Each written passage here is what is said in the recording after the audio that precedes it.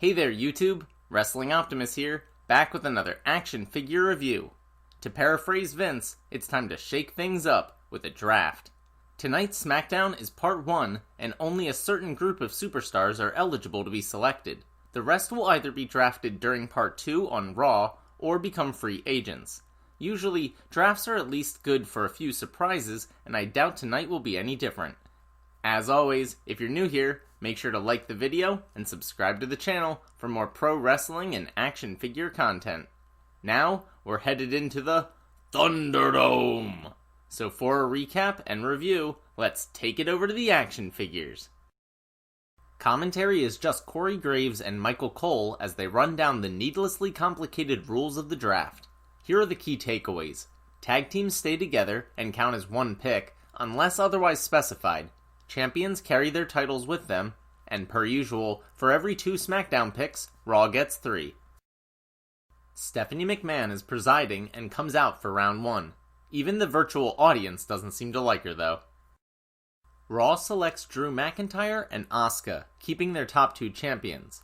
They also select the entire Hurt Business. Yup, 4 superstars with 1 pick. That's fine as long as they trade away Apollo and Ricochet to freshen things up a little. SmackDown selects Roman Reigns and Seth Rollins because I don't think Bayley is eligible tonight. Obviously they keep their top men's champion, and interestingly, they add his former Shield brother. Good, this should help Seth get away from all those stale feuds. In an interview, Seth explains that the Monday Night Messiah isn't just a name, it's a message. He points out that he spent his entire career on Raw, so he's excited to finally go to SmackDown for the greater good. His only regret is that he won't get to see the Mysterio family implode.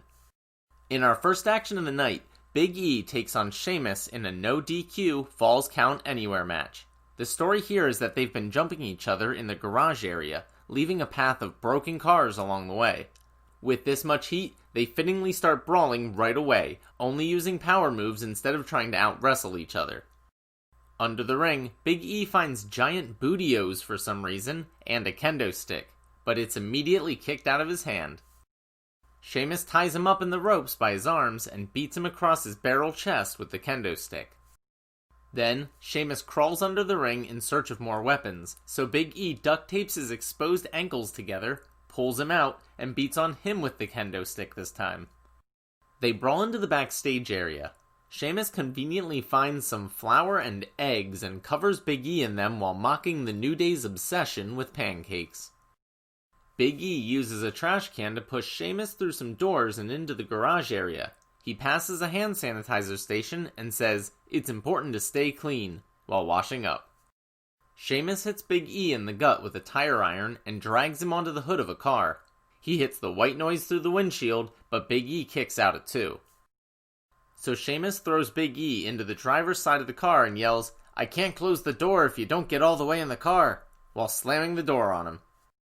They move to the back where Sheamus puts Big E in the trunk and tries to break his arm, but E gets free, causing Sheamus to kick the trunk door clean off. Big E powerbombs Sheamus on the hood of a different car and puts him through the windshield as well. Finally, he picks up Sheamus and delivers an incredible flying big ending off the car and through a table to get the victory. That was nuts. There were tons of fun, creative spots I don't think I've ever seen before, and I really like all the references to pancakes and the callbacks to all the cars they left in their wake in the lead up to this match. Big E winning is also perfect. This is a great first step on the path to him taking out heel Roman Reigns and becoming the top babyface on the brand. Kayla Braxton attempts to interview him, but she's interrupted by 2 clearly fake security guards. It's Kofi Kingston and Xavier Woods, back from their respective injuries. The New Day reunites just in time for the draft, and they already plan to go after the tag team titles. I can't tell if Big E is hesitant about this, or just selling the brutality of his match, but his reactions seem muted. Either way, he ends the segment with a "New Day Rocks" chant. Jey Uso comes to the ring looking to find out the stipulation for his Hell in a Cell match with Roman Reigns. Instead, Paul Heyman appears on the Tron. He scolds Jey for trying to dictate the schedule of the Universal Champion. Then, he says Roman applauds those with ambition, but to anyone who gets too ambitious, Here's a reminder of what happens when you come at the tribal chief. He shows a clip of Roman brutalizing Jay at Clash of Champions. The cameras come back to Roman sitting in a fancy mob boss style office at a big desk. In a calm, deliberate tone, he says, "When I was a kid, my dad, your uncle, used to say that in this business, believe nothing that you hear and only half of what you see. But what you just saw, you can believe that." Utilizing classic gaslighting language, Reigns says he loves Jay and it didn't have to be like this. He just wanted to help make Jay's life better. All he had to do was say those words and acknowledge Roman as the tribal chief. Now, they're going to have the first ever I Quit match inside Hell in a Cell. And after Jay quits, there will be consequences. I've always loved a good old-fashioned delusional heel who thinks they're doing right by someone else. It's even better in this case because it's family. Before getting to round 2 of the draft, Stephanie announces that the New Day will be getting a tag team title shot later on. Well then, that's suspiciously out of nowhere. In the second round, Raw picks up Nia Jax and Shayna Baszler, keeping the women's tag team titles, even though they can be defended on any brand. They also select former women's champion Naomi to help shore up that division. Once this little tag team run is over, I wouldn't mind seeing any combination of these three in a feud. Finally, Raw selects AJ Styles, who might be a good matchup for Drew McIntyre. Meanwhile, SmackDown selects Sasha Banks to keep her feud with Bayley going, and picks up Bianca Belair, which is basically just a swap for Naomi. That sucks because it means she's separated from her husband, which they usually try not to do. Despite not being a champion, or involved in a major storyline, AJ says he's upset that he wasn't drafted first. And despite everyone knowing that he really just wants to get away from Paul Heyman, he claims to be happy that he's getting away from Sami Zayn and Jeff Hardy. Speak of the devil, apparently Matt Riddle tweeted that he'd love to team up with Jeff before potentially getting drafted away from him. So they have a match, and since The Miz and Morrison responded with some mean tweets, they get to be the sacrificial lambs. Okay, I'll just get this out of the way. The allegations made against Matt Riddle during the speaking out movement were unsettling enough. However, yesterday, he was served with a $10 million lawsuit by his alleged victim. At this point, I'm not sure how comfortable I am with him wrestling in any capacity, let alone as a babyface. Therefore, I'm going to refrain from buying his figure for now and skip the details of the match. Hardy plays the babyface in peril until Riddle gets the hot tag and hits Miz with the Bro Derek for a quick, decisive victory. They celebrate in the ring when suddenly, Lars Sullivan's music plays. What the hell? He comes out sporting a new mustache, which admittedly is an improvement over the old chin strap, and stomps to the ring. Sullivan no-sells Riddle's kicks, then gives him a freak accident. Jeff gets a Rainmaker-style clothesline, then Lars gives Miz a freak accident too. Initially, as someone who suffers with mental illness, I was sympathetic to Sullivan's struggles with anxiety. However, despite WWE being unusually accommodating, it's reported that he was a giant pain in the ass about it. Then, someone uncovered some horribly racist posts that he made in a bodybuilding forum, and he got nuclear heat backstage. After all that, I'm not sure why WWE have kept him around. He's never even gotten over with the fans. Yet here he is, coming back and immediately squashing 3 of their biggest stars in one shot. Anyway, I feel pretty gross about 2 of the 3 guys in this segment, so let's just move on and pretend like it never happened. Stephanie makes another announcement clarifying that Lars has been added to the draft pool for Monday night. In round 3, Raw keeps Ricochet, which is really disappointing because I wanted to see him get away from the Hurt Business. Now they'll probably just keep feuding. Raw also selects Miz and Morrison, explaining their squash earlier, and Mandy Rose. We'll have to see where Heavy Machinery lands. SmackDown selects Jey Uso so he can continue feuding with Roman, then adds the duo of Dominic and Rey Mysterio. I'm confused. Are they a tag team now? Also, I thought even Seth said that he was glad to get away from them. Ugh.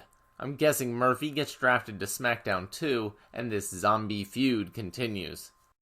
Bayley carries a chair to the ring for her SmackDown Women's Championship match against Sasha Banks. During the introductions, Sasha kicks it out of Bayley's hand and slaps her across the face. The boss is so aggressive. Bayley tries to run away, but Sasha throws her back in the ring and applies the Banks statement. Bayley rolls to the outside again and hits Sasha with a chair, losing by DQ but retaining her title. Afterwards, they fight over the chair. Sasha gets the upper hand and attempts to Pillmanize Bayley's neck just like she did to Banks, but the champ manages to escape. Kevin Owens is taping his wrists in preparation for his match against The Fiend.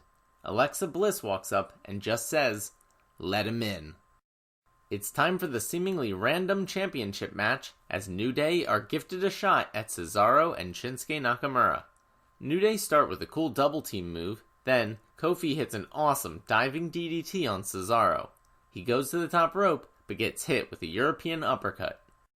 Cesaro and Shinsuke set up for the combination swing and Kinshasa, but Woods grabs Nakamura's leg.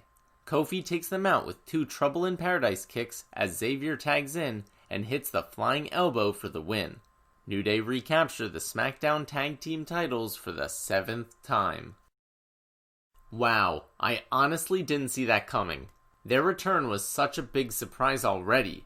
They didn't need to put these belts on them again in their first match back. Big E runs out to celebrate as Stephanie approaches the podium cautiously. She says Raw selects the New Day. That means they're taking the SmackDown titles to Monday and likely unifying them. Good, because I literally can't think of any teams left on SmackDown. Let the new unified belts float around brands like the women's belts do until WWE decides to take tag team wrestling seriously. Right around this time, everyone starts to notice that Big E isn't in the New Day's graphic on the Tron, and something seems fishy. Kofi and Woods, but not Big E, start to protest.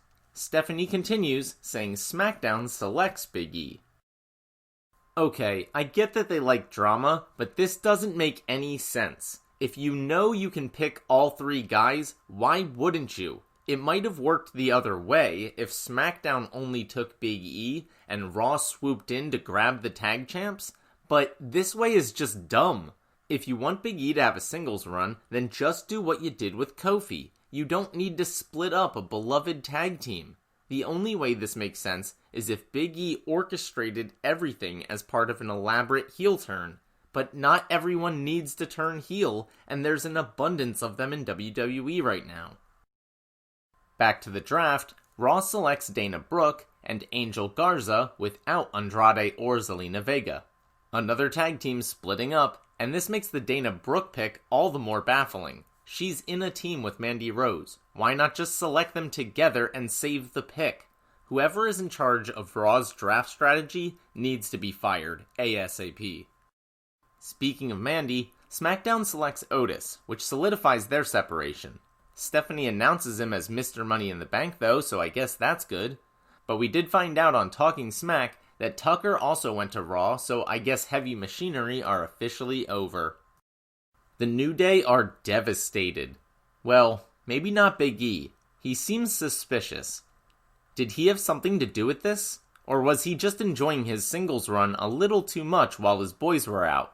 Either way, they'll be back next week for a 6-man Farewell to SmackDown match against Sheamus, Cesaro, and Shinsuke.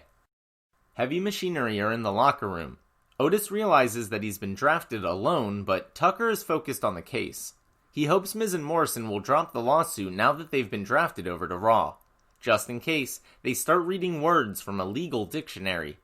Even though Otis thinks he's ready for court, a woman enters and hands them an envelope that says Miz has requested a continuance. Sasha Banks cuts a promo calling Bayley a coward for intentionally getting DQ'd, so of course, she challenges her for the SmackDown Women's Championship inside Hell in a Cell. The Firefly Funhouse theme breaks into the Fiend's entrance. He's taking on Kevin Owens, who is also scheduled to face Aleister Black on Monday. KO hits a cannonball right out of the gates, but the Fiend no-sells it. He does the creepy upside-down thing, which scares the crap out of Owens, then gives him a Uranagi and a Sister Abigail into the commentary table, but it doesn't break. Inexplicably, they cut to a commercial. When we come back, KO eats another Uranagi, followed by the neck snap.